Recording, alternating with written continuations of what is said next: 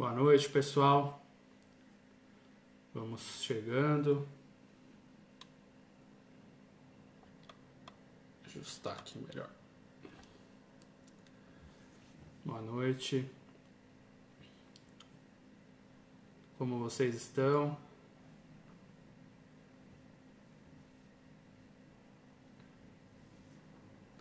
Digam aí de onde estão falando, de onde vocês estão assistindo. Oi, Paula, tudo bem?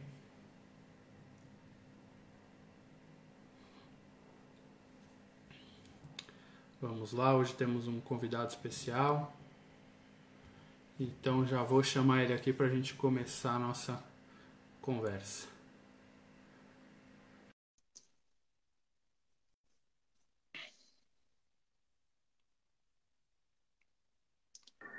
Oi, Márcia, tudo bom? Saudade. E aí, Bader, tudo bem? Ô, Yuri, eu acho que eu tô aparecendo torto, né? Tá, tenta virar o celular assim, ó. Jamais. Certo. Pessoal de Los Angeles, exterior de São Paulo, BH. Agora sim. Aí, Legal. ó. Obrigado aí por aceitar o convite. Imagina, Yuri. Eu que agradeço. Boa noite a todo mundo que está aqui junto com a gente. Bom, Vamos lá, deixa eu trazer um preâmbulo só brevemente. Por que a gente está te chamando? O pessoal tem percebido aí, tem gostado bastante dessa iniciativa da gente trazer tudo que pudermos do conhecimento milenar que a Índia, né, nos proporcionou. O Yogananda ele tinha uma reverência muito grande pela sua terra natal. E o que eu queria começar falando nessa live é que quem já leu a autobiografia, quem viu a Wake sabe, né, mas acho que é legal trazer para as pessoas que a última coisa que o Yogananda fez em vida, encarnado, foi justamente declamar um poema. Ele fez uma palestra, né, ali para vários convidados num jantar ali com o embaixador da Índia nos Estados Unidos. E a última coisa que ele fez nessa palestra foi declamar um poema que se chama Minha Índia, né? E eu queria trazer o finalzinho dele, que eu acho bem interessante. E é por isso que a gente está querendo trazer essa sinergia e aprender um pouco mais de todas as frentes que a Índia nos proporciona. Então, o finalzinho é bem grande esse poema, mas o finalzinho é assim: Deus criou a Terra. O homem criou os países confinantes e suas imaginárias e frias fronteiras. Mas com um insólito e ilimitado amor, vejo as fronteiras da minha Índia se expandirem no mundo. Salve, mãe das religiões, dos lotos, das formosas paisagens e dos sábios.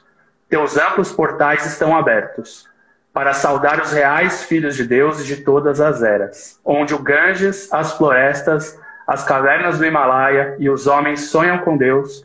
Sou abençoado, meu corpo tocou esse solo. E logo após finalizar, né, essa declamação, ele entra em Mahasamadhi e parte aí para o outro plano. Então, esse convite ele vem justamente porque a gente tem muito conhecimento, muita coisa muito boa para a gente agregar, né? E como a Ayurveda não é uma área de nossa especialidade, yoga até é, né? Mas a Ayurveda não, a gente quer chamar aí pessoas que possam contribuir.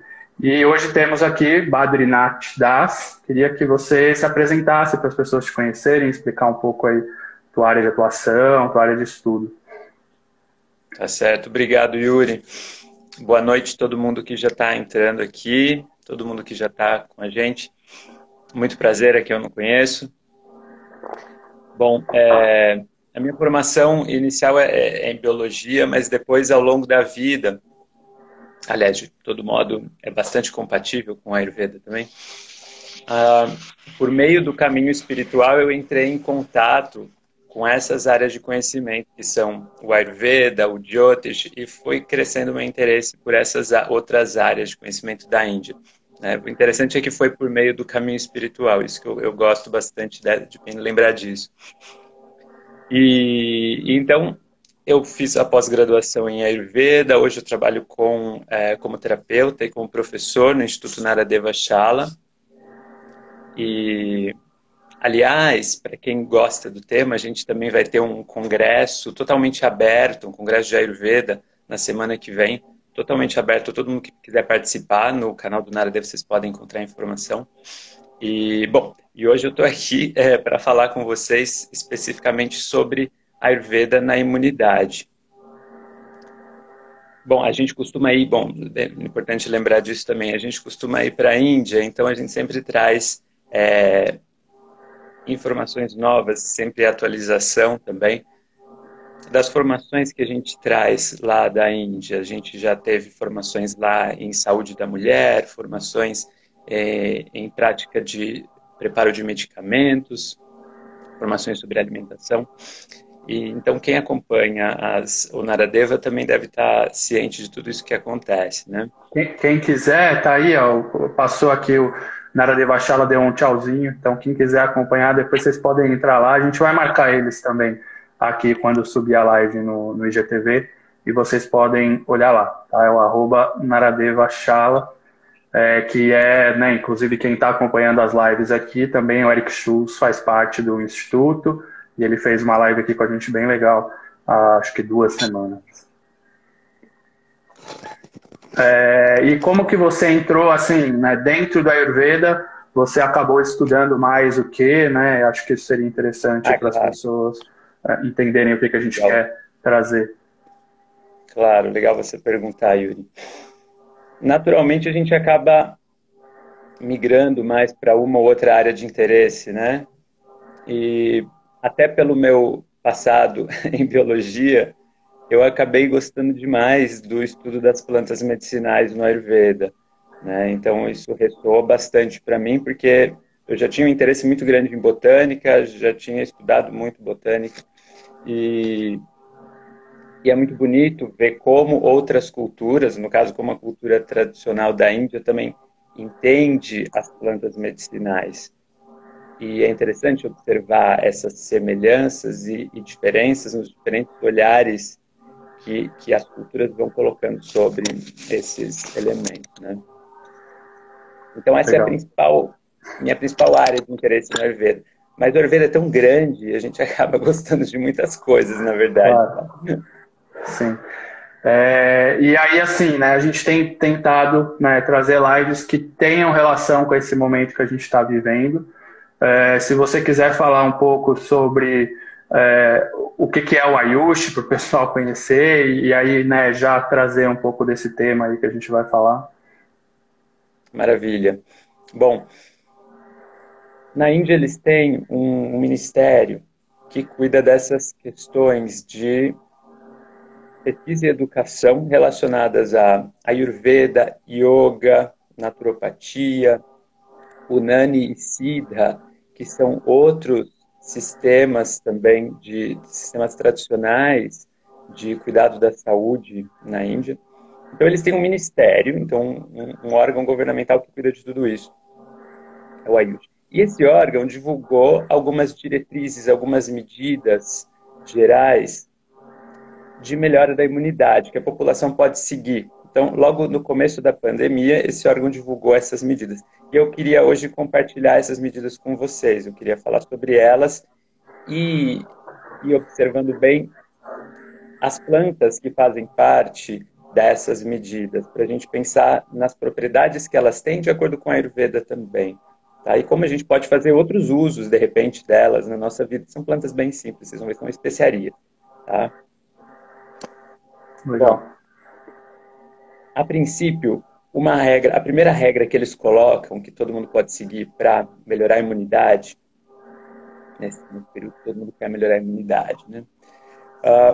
Não tem nada a ver com planta, mas é uma coisa muito simples, que é beber água morna. Então, essa é a primeira recomendação que eles dão para melhorar a imunidade. E se você vê nos clássicos, os textos clássicos do Ayurveda que nós estudamos, você encontra que a água morna, ela é benéfica para a garganta, ela é boa para tosse, olha que interessante, né, para esse momento também. E ela também é muito digestiva e aperitiva. Eu acho importante lembrar isso porque no Ayurveda o conceito de imunidade tem a ver com o conceito de digestão, no sentido de que a gente precisa ter uma boa digestão para ter uma boa imunidade. existem teorias sobre a nutrição dos tecidos do corpo no Ayurveda que explicam como cada tecido vai sendo nutrido subsequentemente, um após o outro. E nesse processo é importante que não existam bloqueios, é importante que de um tecido para o outro os nutrientes consigam passar. Bem parecido com a nossa concepção ocidental de nutrição do corpo, né? Mas tem esse elemento de sequência e de importância do fator digestivo, que nós chamamos de Agni no Ayurveda. Então esse Agni é muito importante que esteja bem, que esteja bem aceso, a gente poderia dizer assim, né? Então, o Agni é um fogo digestivo. Então você quer que o seu fogo digestivo esteja muito bom para que os tecidos estejam bem nutridos, porque no final do processo de nutrição de todos os tecidos, existe a formação de um outro elemento que se chama Ojas. Ojas é o conceito, a gente poderia dizer que é o conceito da imunidade, basicamente, no Ayurveda. E ele vem justamente da sublimação de todos os tecidos. Ele é produzido depois de uma nutrição adequada de todos os tecidos. Então, a nutrição é fundamental para a imunidade. E essa água morna, porque eu ouço muito da água morna pela manhã, né? Mas durante o dia também, ou qual que é a recomendação? Sim, se pode tomar durante o dia, sem problema. É claro que no Ayurveda a gente gosta de falar que nada é para todo mundo, no sentido de que o Ayurveda gosta de... O Ayurveda não é uma pessoa, mas bom, a gente que estuda Ayurveda gosta de pensar que, de acordo com os princípios do Ayurveda, cada pessoa é muito diferente da outra. Então o que funciona muito bem para uma pessoa não funciona tão bem para outra. A gente precisa entender cada sistema muito bem para poder realmente dar recomendações precisas para aquele indivíduo. Mas existem algumas coisas que são bem gerais no sentido de que fazem bem para muita gente. A água morna é uma delas, tá? E você pode usar ao longo do dia também, não tem problema. É claro que uma ressalva que eu faria a isso é o seguinte: no inverno, o nosso poder digestivo costuma ficar mais forte, ou seja, a gente tem mais fome no inverno, né? Todo mundo já deve ter percebido isso. Isso significa que a gente pode comer os alimentos que são mais pesados, inclusive no inverno. Pesado, quero dizer pesado, mas de qualidade, né? Não pesado qualquer porcaria. Né? Junk food, né? Não é comer pizza todo dia, não é isso. Não que pizza seja ruim, eu também gosto muito, mas não é comer todo dia.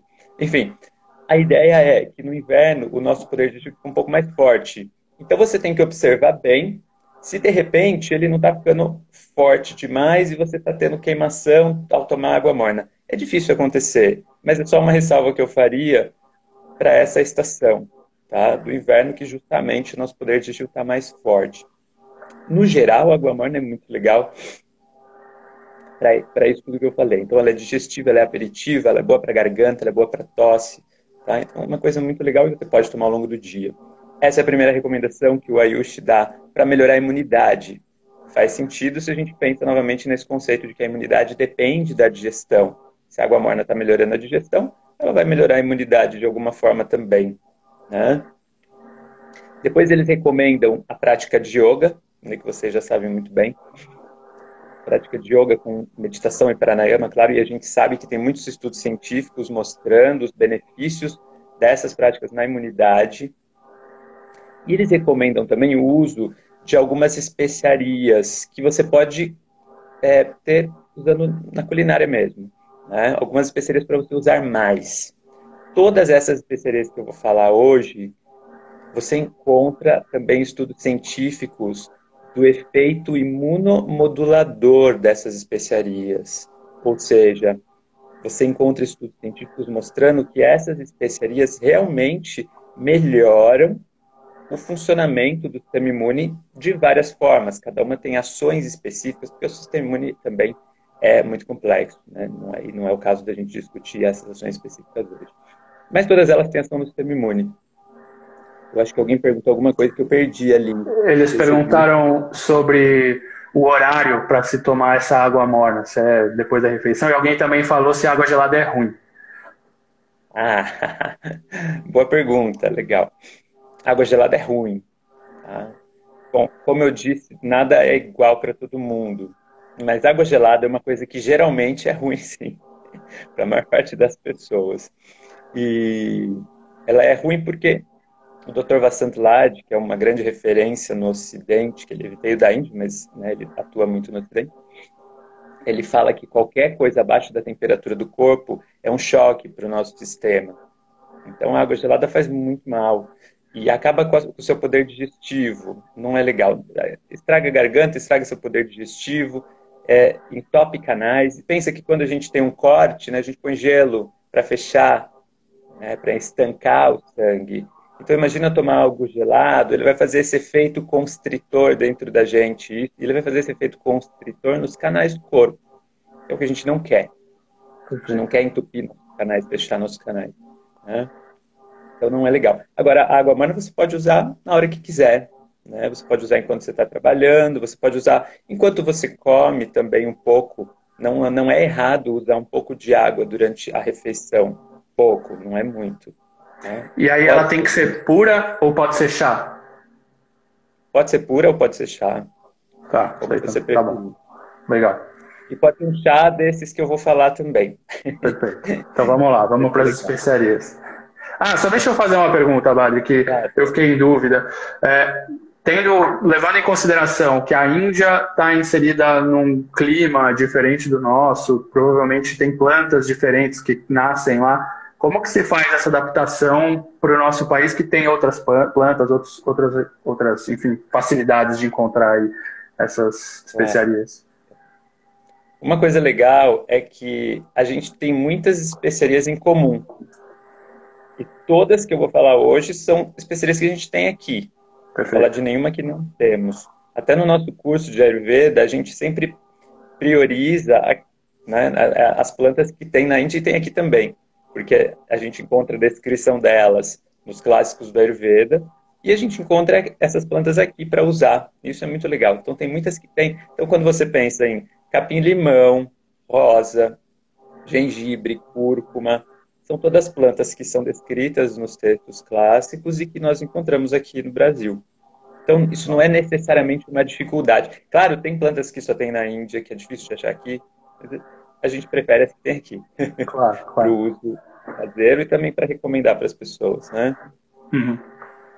As especiarias que eles falam para usar mais agora, nesse período, em especial em relação à imunidade, para melhorar a sua imunidade, são o açafrão da terra, né, a cúrcuma, o cominho, o coentro e o alho. Então você pode usar mais essas especiarias na culinária e com certeza você vai beneficiar o seu sistema imune. Eu posso falar um pouco mais de cada uma dessas para se você tiverem dúvidas, né? Então, por exemplo, o cominho. O cominho tem ações, e essas ações que eu estou falando agora são de acordo com um texto clássico específico, que se chama Bhava Prakasha. O cominho é descrito como tendo ações aperitiva, então ele estimula o poder digestivo, né? Ele é carminativo, ele ajuda a eliminar gases, por exemplo. E tem um leve efeito laxante também. Ele é absorvente no sentido de que ele ajuda a controlar a diarreia. Ele aumenta a pita. A maioria de vocês talvez já deve ter ouvido falar nesse termo. Pita, assim como vata e kapha, que são funções do corpo, né? São os conceitos mais famosos do Ayurveda, os três doshas, né? Vata, pita e kapha. Funções do corpo, que se aumentam, geram um monte de desequilíbrio, né? Então, o cominho pode aumentar a pita, mas ele trata vata, então ele é muito bom para vata e para kapha, que ele é quente. Ele é um tônico cerebral, ele é um purificador do útero, ele é um antipirético, ele é digestivo, afrodisíaco, dá força, é bom para os olhos, para a distensão abdominal, para vômito e para diarreia. Isso tudo de acordo com o texto clássico, tá, que eu estou falando. Outra planta muito legal dessas que a gente acabou de falar é o coentro. Tem muita gente que tem aflição do coentro, né, por causa do gosto da folhinha, mas se você tem aflição da folhinha, você deveria experimentar a semente, que é totalmente diferente. Alguém perguntou ali, cominho em pó e grão. Isso vale para o pó e para o grão, tanto faz. Tá? E eu vi a Mayra falar um pouco dos doshas também. Bom, os doshas são funções do corpo. A gente disse que os doshas são a expressão dos elementos no nosso corpo. Então, os elementos que formam a natureza também estão presentes no nosso corpo. A gente fala de 5 elementos, né? Éter, ar, fogo, água e terra. Quando a gente fala desses elementos, a gente não tem que pensar de forma superficial. Não é assim, nossa, mas como eles eram ingênuos, achavam que só tinha 5, hoje a tabela periódica tem tantos elementos, né? Não é isso. Quando a gente fala desses elementos, o conceito desses elementos são conceitos muito profundos. Então, quando se fala de elemento ar, não se está falando só sobre o ar que a gente respira, não. Ar, que a gente chama de vayu em sânscrito, se refere a tudo que tem movimento.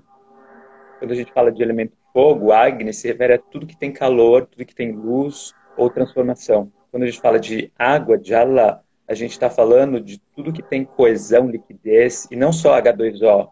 Quando a gente fala de terra, que nós chamamos de Prithvi, a gente está falando de tudo que tem solidez, tudo que tem peso, massa, e não só da terra onde cresce a plantinha.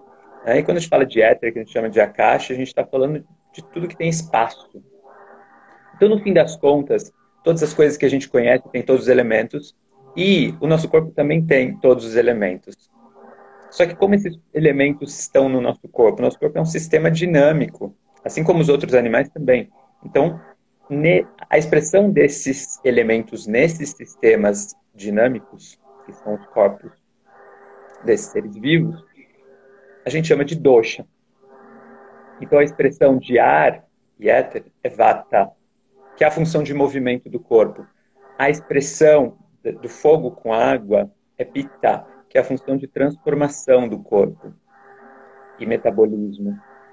A expressão da água e da terra no corpo a gente chama de kapha, que representa a função de estrutura e lubrificação. Basicamente, é isso. É só um resumo dos doshas. Ótimo. O coentro, repito, se você não gosta da folhinha, experimente a semente, que você não vai se decepcionar, provavelmente. Tá?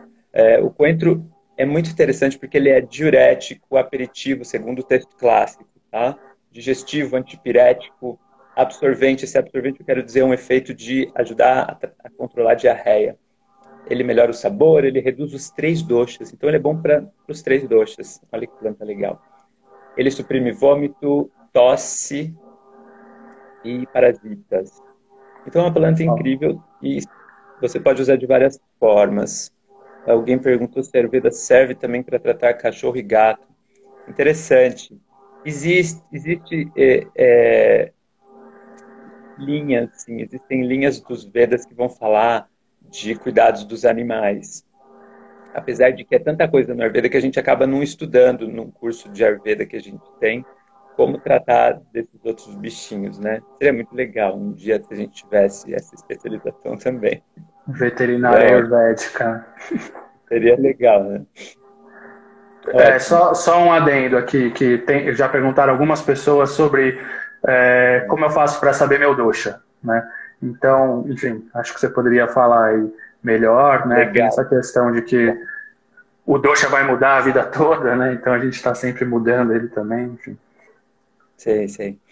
Bom, sobre isso, né?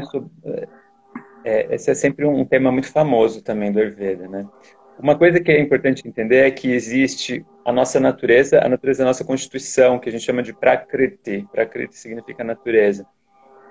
Então é como você nasceu. Você nasceu com uma determinada constituição. De repente, na sua constituição tem um pouquinho mais de água ou um pouquinho mais de ar do que nas outras pessoas. E por causa disso, acaba dominando um ou outro dosha na sua constituição. Isso geralmente não muda. Geralmente é sempre igual. O que é que muda? Muda o estado desses doshas no seu corpo ao longo da vida toda. A constituição básica é sempre a mesma, porque o seu genoma não muda durante a vida, né? Agora, a forma como esses doshas vão estar em equilíbrio ou não ao longo da vida vai mudando. De acordo com o seu estilo de vida, com a sua alimentação, com o lugar que você vive, se você vive em um lugar mais seco, mais frio, ou se você vive num lugar mais quente, úmido, ou quente, seco. Enfim, tudo isso influencia o dosha que pode estar aumentado naquele momento. E o dosha que aumenta e acaba gerando, né, problemas, a gente vai chamar isso de vikriti. E, geralmente, num tratamento, é isso que a gente vai focar. A gente vai atacar o vikriti, atacar o dosha que está causando problema para resolver. Tá? Como saber o próprio dosha? Bom, você pode estudar mais sobre isso, sobre as características de cada dosha, para conseguir entender e tentar analisar, de acordo com a sua história de vida, o que parece que combina mais com você. Existem linhas diferentes de pensamento dentro do Ayurveda sobre se é realmente possível saber o dosha de alguém ou não. Então, tem linhas que vão falar, olha, sim, dá para saber, vamos pegar o pulso aqui e saber que o seu dosha é pita, que o seu dosha é kapha.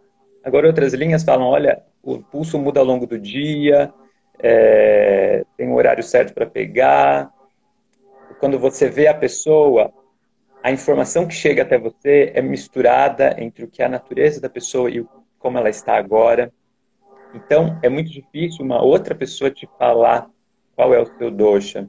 Então, segundo essa linha de pensamento, você, ou seja, cada um de nós seria a melhor pessoa para conseguir sacar qual é o dosha de constituição, né? Uma vez que, claro, que conheça um pouco mais sobre isso, né? Sobre como são as naturezas de cada dosha.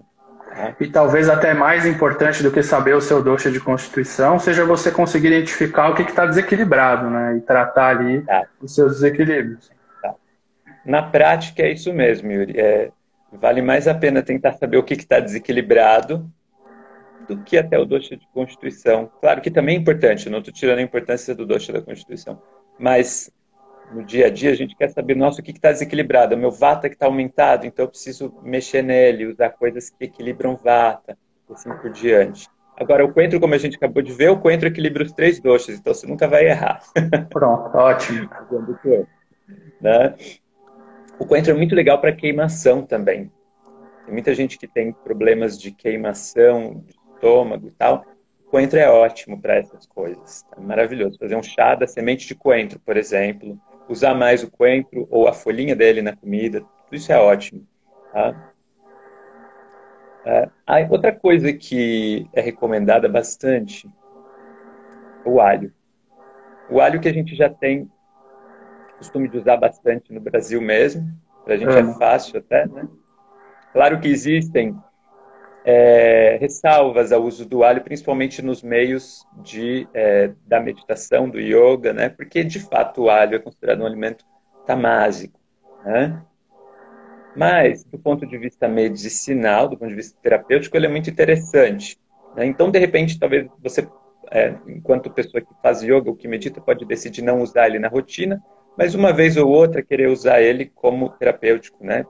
Então, isso é claro, a critério de cada um.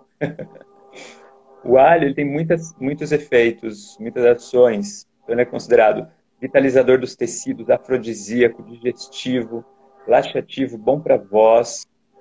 Ele é um tônico geral, ele é um tônico do cérebro, ele é bom para os olhos, para o coração, para dores abdominais, para constipação, para tosse, para edema. Então veja que essas plantas têm efeitos no sistema respiratório. Por isso que o Ayush está recomendando que a gente use elas também nesse período, né? Para hemorroidas, para doença de pele, para indigestão, falta de capacidade digestiva, parasitas, doenças de vata, dispneia e doenças de kapha. Para tudo isso ele é bom. Claro, ele aumenta a pita, se a pessoa já tiver com pita muito forte, né? E depois eles dão a sugestão de a gente usar alguns chás específicos. Na verdade, eles sugerem um chá com várias coisas. Então, vocês podem querer anotar esse chá que eu vou falar, que é um chá, então, para melhorar a imunidade. Eu vou pegar uma caneta aqui. Boa, boa. Vai lá, pode continuar. Eu também Acho que pode só fazer esse adendo que você falou do yoga, né? Dessa questão de ser tamásico, né? Então ele poder trazer uma energia um pouco mais letárgica, enfim, algo que pode trazer alguma coisa, assim. É exatamente isso. Não sei se falar das gunas faz sentido, mas enfim, só explicar um pouquinho para quem Faz todo sentido, faz todo sentido. Né? Então, por que tamásico, né? Por que que o alho não é usado entre pessoas que meditam ou que fazem yoga, muitas vezes, ou que seguem algumas linhas espirituais? Existem esses 3 gunas que regem tudo na natureza, de acordo com o sistema, a filosofia védica, né? Então, esses 3 gunas são, primeiro, rajas, que é o modo do movimento, o modo, às vezes chamado modo da paixão também, né? O modo da atividade. O dia é muito cheio de rajas. Então, o dia instiga rajas no ser humano, a gente tem vontade de fazer as coisas, de trabalhar, de ficar ativo durante o dia, né? Tamas é como se fosse o oposto, né? O modo da letargia, da inércia.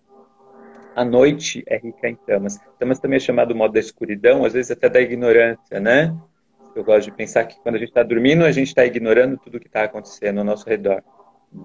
De todo modo, ele é importante para dormir.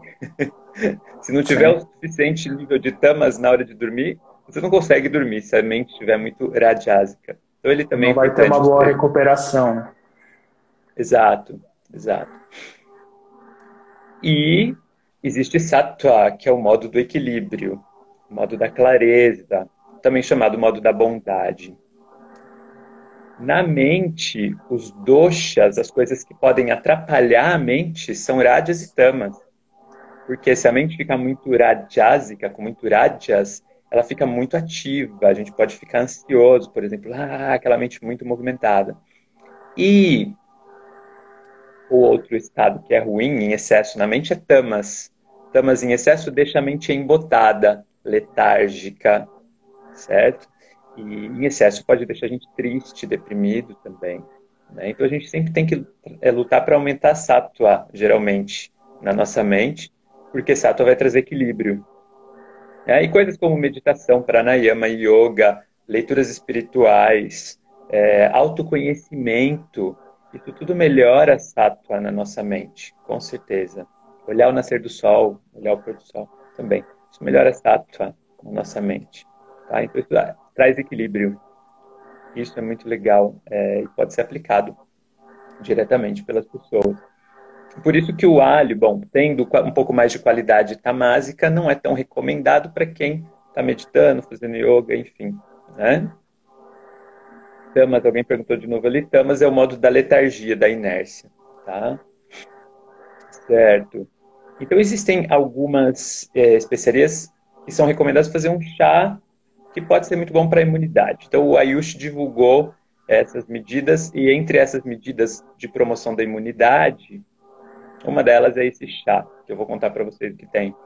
Então, esse chá vai canela, pimenta preta, gengibre seco, ou seja, pode ser o gengibre em pó, uva passa e manjericão. Na verdade, a recomendação original era com tulasi, né, que é o manjericão sagrado, mas a gente não tem tanto tulasi, a gente tem, mas você não encontra no mercado para comprar, igual você encontra manjericão. Então a gente pode usar manjericão, tá, para fazer esse chá. Eu recomendaria que as coisas que são duras, né, secas, você coloque para ferver e ferve ali por uns 5 minutos. Depois você desliga o fogo, coloca o manjericão e tampa e mantém tampado por uns 10 minutos. Tá? E isso vai ser bom, porque o manjericão tem muitos óleos essenciais que são muito voláteis e podem ir embora se você deixar fervendo, né? Então você põe no final o manjericão e vai ser muito legal, tá? Você pode pôr açúcar mascavo se quiser, você pode pôr limão fresco espremido no final, tanto faz, tá? A proporção dessas especiarias também é um pouquinho assim, a gente não está dando uma fórmula exata para alguém fazer um tratamento, né? Então é um pouquinho de cada um, porque é um chá benéfico para a imunidade, é disso que a gente está falando, tá? Claro, cuidado com a pimenta, né? Senão vai ficar muito picante. A pimenta preta é pimenta do reino? Não. Perfeito, pimenta do reino. Tá. Isso mesmo. E, bom, quando a gente vê esses ingredientes nos clássicos, também são descritas muitas propriedades interessantes. deles. Então, a uva passa, por exemplo, ela é considerada boa para os olhos, afrodisíaca, nutridora, ela reduz vata e pitta, ela é boa para a voz, ela ajuda a tratar tosse, ela ajuda a tratar queimação, debilidade, icterícia, constipação, hemorroida, dispepsia, anemia e movimento reverso de vata. Movimento reverso de vata é uma expressão engraçada, né? Mas é uma doença que gera vários outros problemas, várias outras complicações. E ela tem muito a ver com pessoas que ficam segurando as necessidades naturais, sabe? Pessoa que fica segurando a urina, fica segurando as fezes. Então, isso é muito ruim para a saúde. Até de acordo com o sistema ocidental, é ruim, né? De acordo com a Ayurveda, é pior ainda. Ficar segurando urina, segurando fezes. Por quê? Você está atrapalhando o movimento normal de vata, certo? E esse vata que não conseguiu ir para aquele lugar onde ele tinha que ir, ele vai para algum outro lugar. Ele pode até te dar dor de cabeça depois. Então, isso é um grande problema. Então, a uva passa ajuda a melhorar isso também. A pimenta preta também tem suas propriedades, né? Então, os textos clássicos descrevem que ela é aperitiva, então ela estimula o poder digestivo, ela reduz kapha e vata, que são os doshas frios, mas ela aumenta a pitta. Ela alivia dispneia, espasmo, parasitose. Alivia até dor de dente, se você fizer gargarejo com a decocção dela. É legal. Se você quiser me interromper a qualquer momento, Yuri, porque eu não tô, às vezes eu não vejo todas as perguntas, tá? Não, vai lá que eu passo aqui depois o que for importante. Não quero interromper. Outro ingrediente que a gente falou desse chá era a canela, né? Então a canela, os textos descrevem como uma planta que reduz vata e pitta, ela melhora a nutrição do tecido reprodutivo, ela dá força e alivia a secura da boca. Ela é muito usada na rinite também. Você pode usar canela em pó com gengibre em pó, em chá, na comida, como você quiser. Tá? O gengibre seco foi outro ingrediente que a gente falou aí. É legal que no Ayurveda existe uma distinção importante entre o gengibre seco e o fresco. Eles têm propriedades diferentes, né? E aqui a gente usa nesse chá, como eu falei, o seco. O pozinho serve, o gengibre em pó. Você pode usar, alguém perguntou das proporções, pode usar na mesma proporção, sim, mas eu colocaria um pouco menos no caso da pimenta, porque ela é muito forte.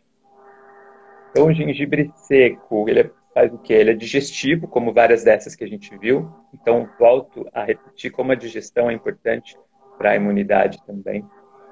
Ele é bom, ele é útil para artrite também, isso é muito legal do gengibre. Ele alivia kapha, vata, constipação, é bom para o coração, é afrodisíaco, melhora a voz, trata vômitos, trata dispneia, tosse, doenças gástricas, melhora edema, hemorroida, distensão abdominal, flatulência. Ele solidifica a matéria fecal, no sentido de que ele é bom no caso de diarreia, mas ele também ajuda a tratar o intestino preso. Então ele regula o intestino, muito legal. Ele ajuda a regular, né? Isso tudo de acordo com o clássico, novamente. É claro que muitas dessas propriedades que são descritas nos clássicos, a gente encontra também confirmação em estudos científicos atuais. A maior parte das propriedades que são descritas, né, nos clássicos, que tem a ver com esse uso etnofarmacológico, você encontra também confirmação em estudos científicos. E o manjericão, que era outra plantinha que tem nesse chá. O manjericão é considerado bom para o coração, aperitivo, ele pode aumentar a pita, mas ele é muito bom para kapha, para vata e doenças do sangue, ou seja, ele é depurativo, né? É bom para coceira, para efeitos tóxicos, então ele tem um efeito antitóxico. Tem uma recomendação legal dele, por exemplo, você pode usar a sementinha do manjericão junto com leite como afrodisíaco. Isso é bem interessante. E outra recomendação, então esse é o chá, né? Esses são os ingredientes do chá que você pode fazer para melhorar a imunidade. E aí a ideia é tomar uma vez por dia, em algum momento, mais uma vez por dia, ou uma vez por semana, enfim. Como você conseguir. pode tomar todo dia, mas se você enjoar, você toma uma vez por semana, né? Sabendo que ele vai fazer bem para a sua imunidade. Essas plantas têm esse potencial. E como eu disse, nós encontramos confirmação em estudos científicos atuais do efeito imunomodulador dessas plantas todas que eu estou falando hoje aqui. Então, claro, esse documento do Ayush, com essas recomendações, foi elaborado por profissionais super respeitados do Ayurveda lá na Índia e tal. E ao mesmo tempo que essas plantas são interessantes do ponto de vista do Ayurveda para promover a imunidade, do ponto de vista da fitoterapia ocidental, elas também são legais para a imunidade, porque tem estudos científicos mostrando isso, né? Outra recomendação é o famoso leite dourado, né? Que você pode fazer, por exemplo, colocando meia colher de chá de cúrcuma e fervendo isso com 150 ml de leite. Então, cúrcuma com leite quente. E você pode tomar 1, 2 vezes por dia, como você quiser. E a cúrcuma, por que ela é tão interessante? Primeiro que o efeito dela na imunidade é maravilhoso. E no texto clássico, se diz que ela ajuda a reduzir kapha e pitta. Ela melhora a compleição, ou seja, ela é boa para a distribuição da coloração da pele. Ela ajuda a tratar doenças de pele também. Ajuda a tratar o excesso de açúcar no sangue, doenças do sangue em geral. Ela é um ótimo depurativo, tratar edema, anemia, úlceras, feridas. Ela é muito interessante em problemas respiratórios também. Para rinite é muito legal usar cúrcuma. Eu tinha muito problema de rinite antigamente. Hoje em dia não tem mais nada. E isso é muito legal.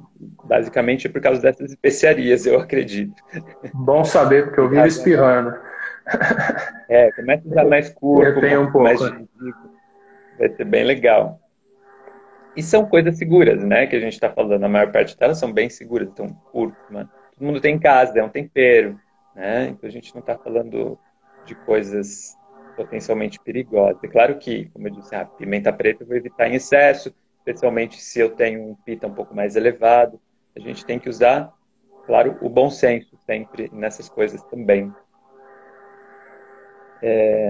Outra recomendação interessante que eles dão se você tiver tosse seca, dor de garganta, você pode, por exemplo, fazer uma inalação de vapor de água com hortelã. Então você pega o hortelã fresco, joga na água quente, né? E você fica respirando aquele vapor. Você pode até pôr uma toalha em cima da cabeça para direcionar todo o vapor para as suas vias aéreas. Isso vai ser ótimo para tosse e para dor de garganta. E outra coisa que você pode fazer... Bom, deixa eu falar do hortelã antes de falar da outra coisa.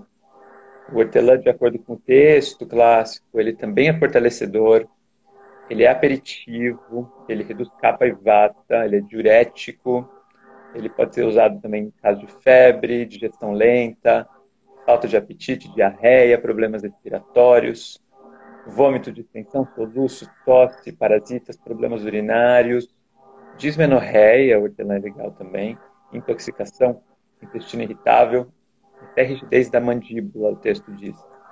Legal. A outra recomendação, se você também tiver dor de garganta, tosse, é que você pode usar um pouquinho de cravo em pó, cravo da Índia, né? Você usa ele em pó com um pouquinho de mel.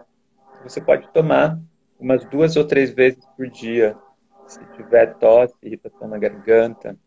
E o cravo também é descrito com várias propriedades interessantes no texto clássico. Então, ele é bom para visão, ele é diurético, ele é aperitivo, digestivo, ele melhora o sabor, é bom para vômitos, para distensão, para cólica, para tosse, claro, para dispneia e para soluços. Muito bom. Então, essas são as principais recomendações. Uma pergunta aqui que falaram os veganos aqui. Dá para fazer o leite dourado com leite vegetal? Se sim, tem algum que é mais recomendável? Claro, dá para fazer sim. obviamente, as propriedades são diferentes. Isso é importante lembrar. As propriedades da cúrcuma vão estar ali de qualquer forma, né? Porque você vai usar cúrcuma com leite vegetal. Então, beleza, você vai garantir as propriedades da cúrcuma. Agora, o leite de vaca tem, de acordo com a Ayurveda, as suas propriedades também. Ele é considerado um alimento bastante vitalizante, por exemplo.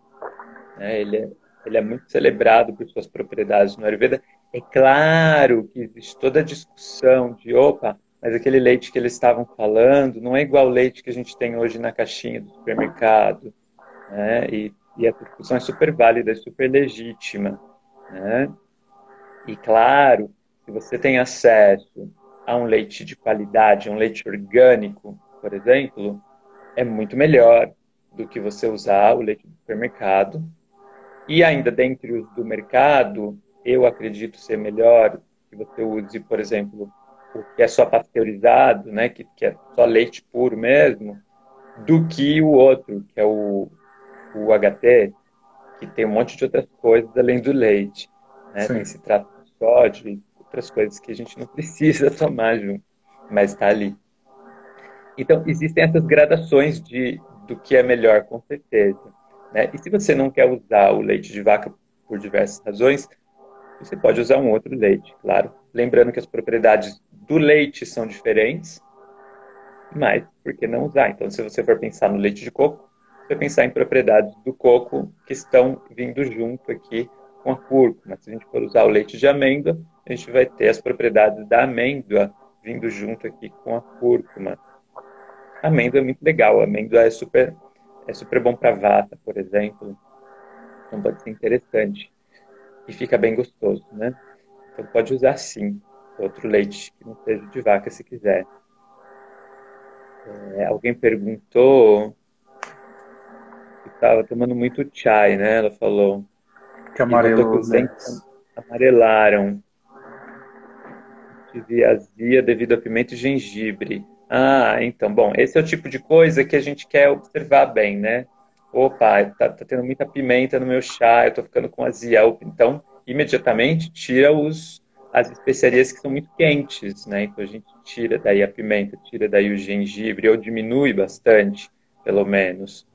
Né? Porque pode ser que esteja aumentando o seu pita realmente, se está te dando queimação. E se está te dando queimação, lembra que o coentro é ótimo para queimação. Então você pode usar um chazinho da semente do coentro, que vai ser bem legal, vai ajudar, eu acredito. Tá? Ela perguntou se pode encapsular a misturinha de temperos. Pode, por que não? Pode. Você vai obter benefícios também tomando na forma de cápsula, né? É que é difícil tomar esses pós todos em cápsula, né? Mas, bom, tem muita gente que toma cúrcuma em cápsula e muito legal. Tudo bem, não tem problema nenhum. É claro que esse tipo de coisa, né, não é algo tradicional do Ayurveda, tomar aquilo dentro de uma cápsula, mas não tem problema nenhum. O Ayurveda é muito amplo e, e é totalmente possível a gente analisar as possibilidades que a gente tem hoje com o olhar do Ayurveda também. Né? Então, hoje as pessoas podem tomar uma determinada droga vegetal em pó na forma de cápsula. E isso vai ser fácil para essa e essa outra pessoa. Por que não usar isso também? Né? Já que a gente estuda no Ayurveda as propriedades daquela plantinha e a gente sabe que ela vai agir. É claro que no Ayurveda o sabor também é muito importante para a gente. Então, se a gente estava pensando no efeito do sabor, porque o sabor também tem efeitos, inclusive psicológicos, sabe? De acordo com o Ayurveda. Então, esse elemento de sabor a gente vai perder. Mas a gente vai ter as outras ações, com certeza. Tá? Será que tem mais alguma pergunta que a gente perdeu ali no caminho, Yuri? Talvez uma que eu não vi. Eu acho que, mas assim, teve gente perguntando sobre própolis e qual leite vegetal é melhor para pita. Ah, um leite vegetal bem legal para pita, por exemplo, leite de coco. Leite de coco é muito legal. Agora, tem a questão de, eu acho que a pessoa estava perguntando porque a pessoa ela tem bastante pita na sua natureza, né? Eu acho que é isso, porque é Deve amarelo. ser isso. que trabalha aqui comigo. Ah, legal. Geralmente a gente não costuma limitar muito os tipos de alimento em função da constituição da pessoa. Pelo menos eu não costumo limitar muito nesse sentido. E eu vejo esse tipo de pensamento nos professores da Índia que vêm também falar com a gente. No sentido de que a natureza da pessoa em si não é algo que deva limitar muito as suas escolhas alimentares.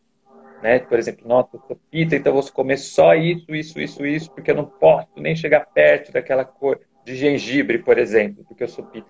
Eu não diria que é bem assim.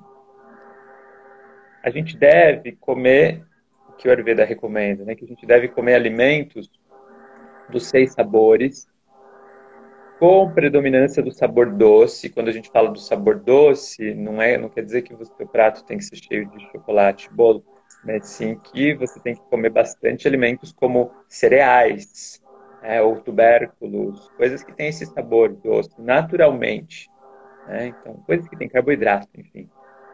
Então, esse é o sabor que deve predominar, o sabor doce. Ou seja, não é bom que a sua refeição seja mais amarga do que doce. Então, isso é uma regra bem, meio que geral para todo mundo. Né? Não importa se é vata ou kapha.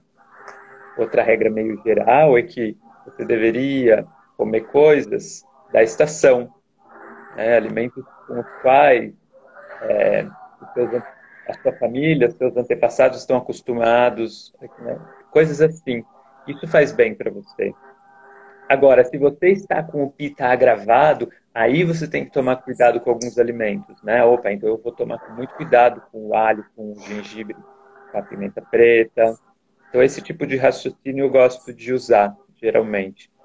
Mas aí, nesse caso, o leite de coco eu acho bem legal para casos de pita. Ele é frio.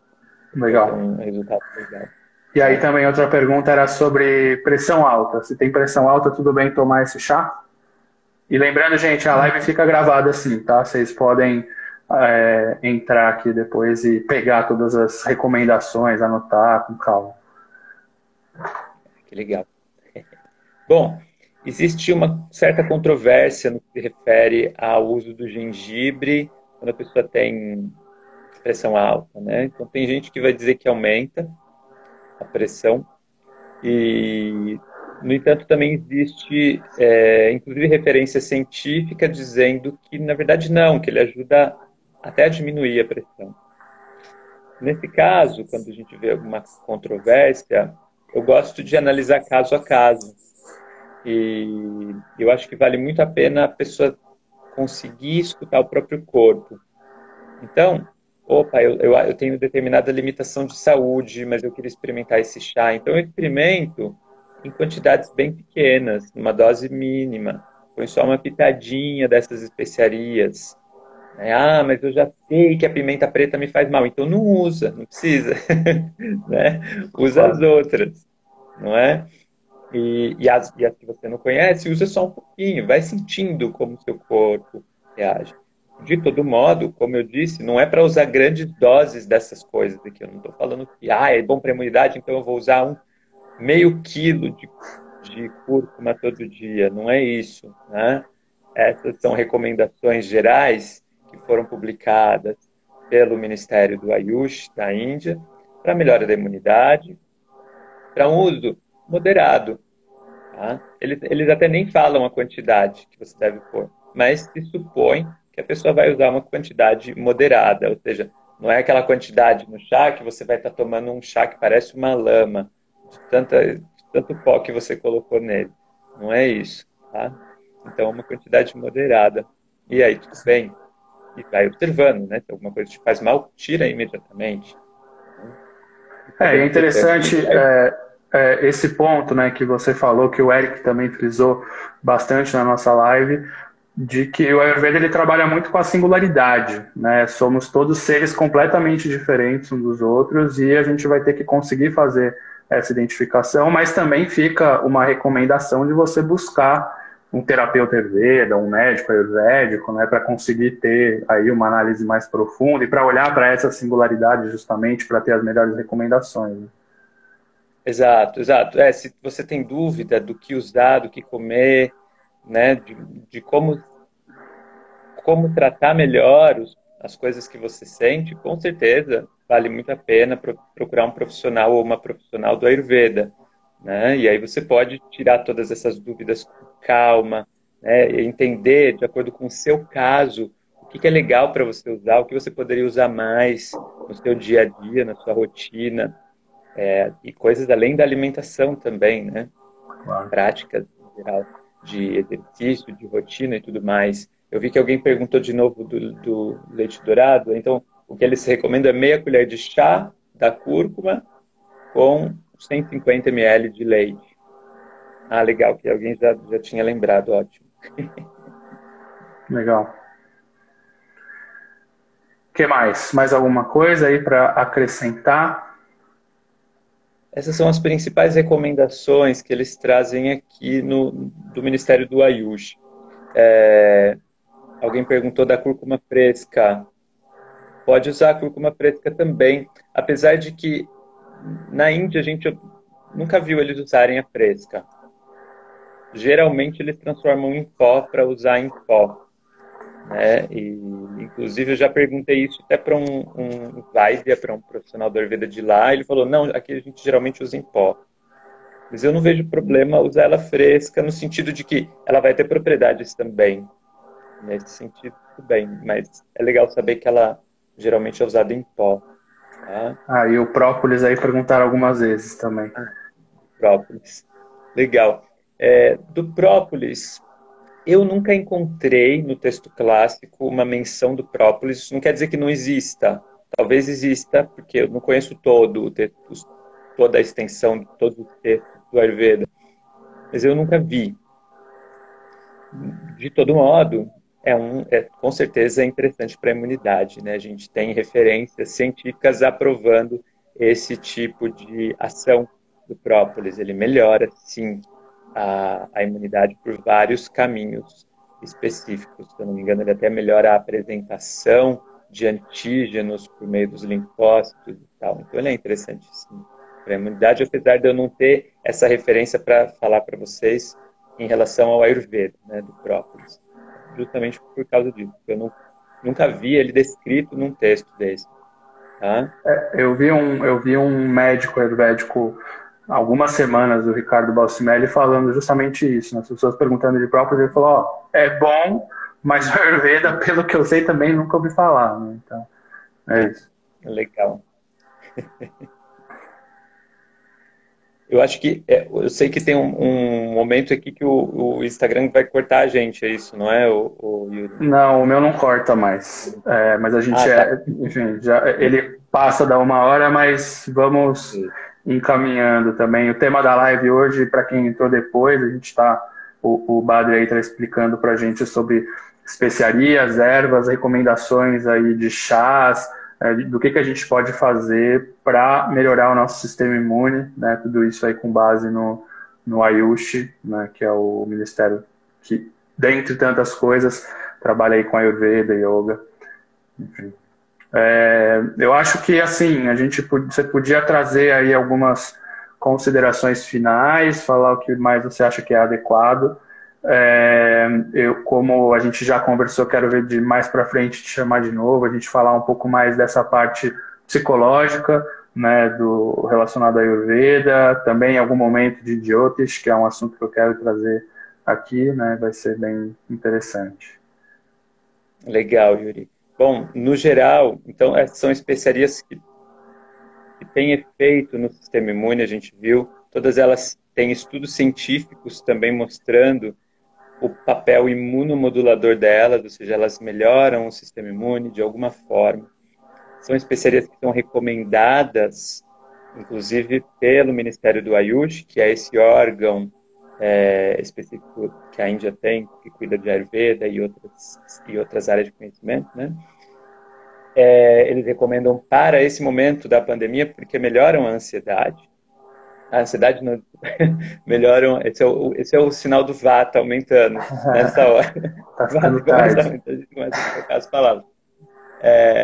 Então, elas são justamente boas para a imunidade, né? Você pode usá-las, sempre com moderação, sempre considerando a experiência que você já tem com essas especiarias. Isso é importante também, né? Lembrando da água morna, que é ótimo. Lembrando que a digestão é sempre muito importante para a gente ter uma boa imunidade também. Porque se a digestão estiver comprometida, a geração de ojas, que é o princípio da imunidade, não vai ser adequada. Aí a nossa imunidade vai ficar fraca. Então, e uma coisa muito importante em relação à digestão, que eu acho que eu não falei muito hoje, é que você coma com fome. Então é muito importante ter fome na hora de comer. Tá? Tem muita gente que come sim porque, eu gosto de comer, então vou comer. Mas não pensa se está com fome realmente. Porque a fome é um sinal de que o seu corpo está preparado para digerir o alimento. Né? Se você não está com fome ainda, porque provavelmente o seu corpo ainda está digerindo a refeição passada. Então, escutar o corpo é algo que a gente sempre quer no Ayurveda, assim como no Yoga. Né? Eu acho que muita gente que está assistindo pratica Yoga e sabe o quão é importante escutar o corpo. Então, isso se aplica também para a nossa alimentação, né? Se aplica para a nossa rotina e tudo mais que o Ayurveda também fala. Todo mundo que quiser saber mais sobre isso pode seguir a gente no canal do Naradeva também. A gente está atendendo normalmente, aliás, normalmente eu quero dizer, a gente está atendendo direto, mas virtualmente, né? A gente atende por Skype ou por Zoom. Então, todo mundo que mora longe, inclusive, pode marcar uma consulta se tiver interesse em saber mais, no seu caso específico, né? Que ervas que eu deveria usar, porque eu tenho um problema específico, eu tenho essa questão de saúde, ou eu estou sofrendo com essa ansiedade, como que a gente pode melhorar isso de acordo com a Ayurveda? A gente pode combinar consultas, né? Nesse caso, é só escrever direto no contato do Naradeva, tá bom? Perfeito. Eu vou deixar, quando eu subir aqui o IGTV, eu vou deixar marcado aí o Instituto para o pessoal poder acompanhar. A Maeve colocou aí também, @Naradevachala. Eles estão organizando esse congresso aí também, online. Então, quem quiser pode saber, ter mais informações lá, né? Perguntaram aí se o Instituto é em São Paulo. Então, fisicamente, ele fica aqui em São Paulo, aqui pertinho do meu escritório, ali na Lapa, né?